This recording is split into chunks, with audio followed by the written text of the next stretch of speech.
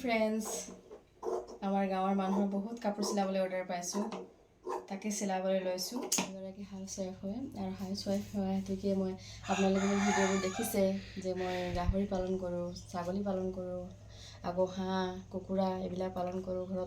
ঘৰতে থকা হেতুকে এইবিলাকে কাম মই কৰোঁ আৰু আপোনালোকৰ মাজলৈও সেইবিলাক ভিডিঅ' মই আপোনালোকৰ মাজত শ্বেয়াৰ কৰোঁ।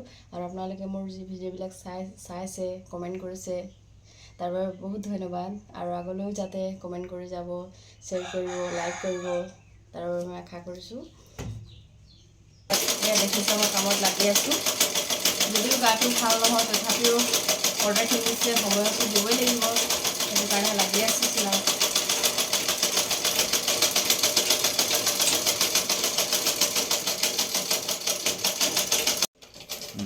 যদিও ঘৰত থাকোঁ তথাপিও কাম বহুত, ইটো কাম লাগিয়ে থাকে।